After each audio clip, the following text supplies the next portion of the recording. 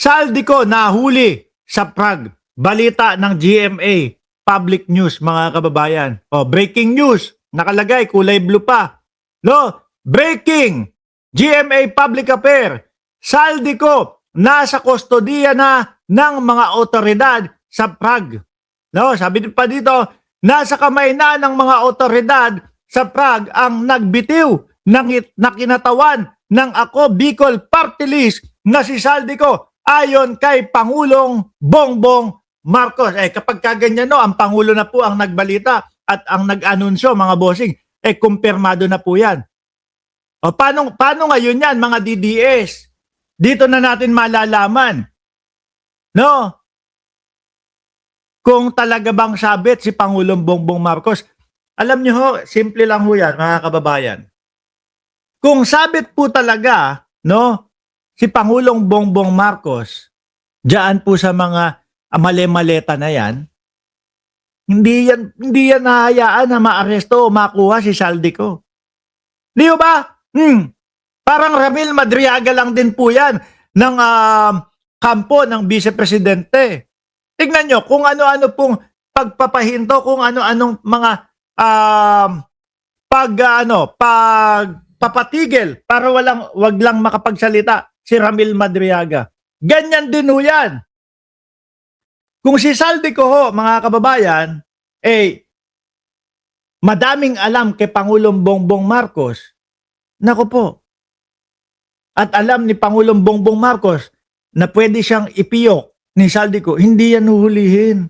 Hindi yan kukuhanin. Sandali lang ha.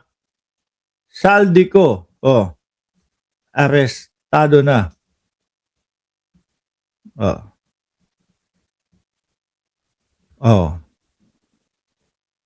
Dali lang ha.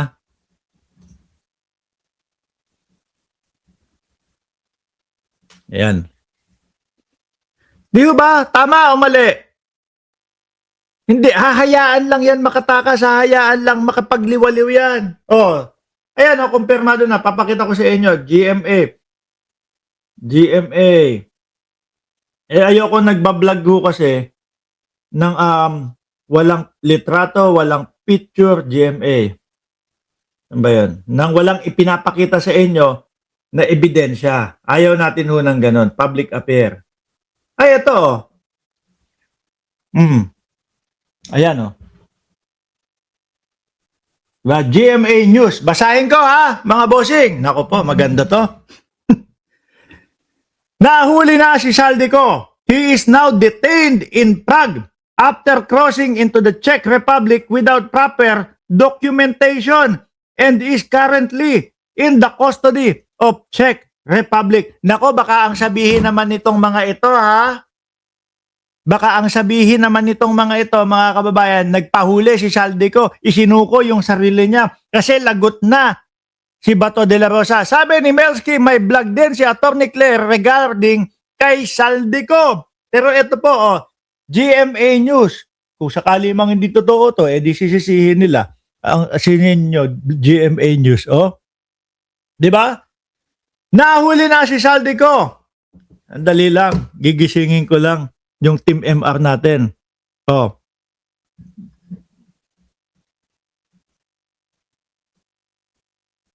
Ayan. Di ba?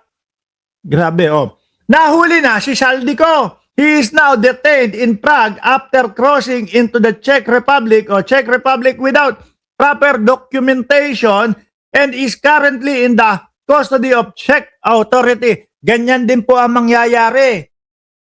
Kay Roque, mga kababayan, wala ng passport. Kung lalabas man siya doon sa Vienna kung saan siya naroroon,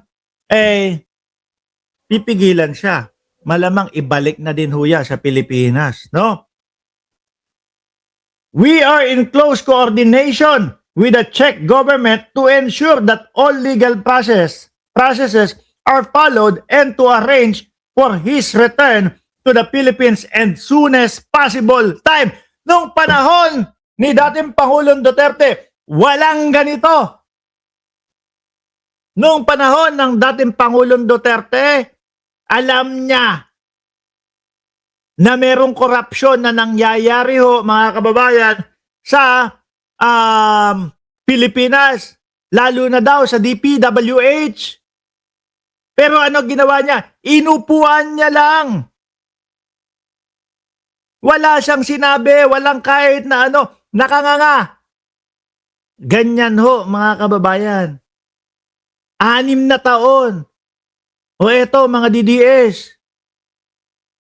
Magkakaalaman tayo ngayon. Kami ho, masaya. Diyan. Bakit? Malalaman ko sino talaga ang totoong nagsasabi. Ngayon, mapapasukan na natin ng mga salaysay si Saldico.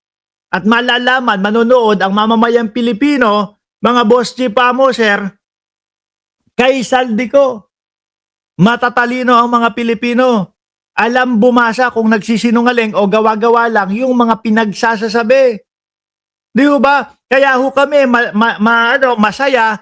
Bakit po? Dahil alam namin na simulat sa pool pa lang, nanggagago lang tong si Saldico. Pero ito ho ang nakikita ko dyan.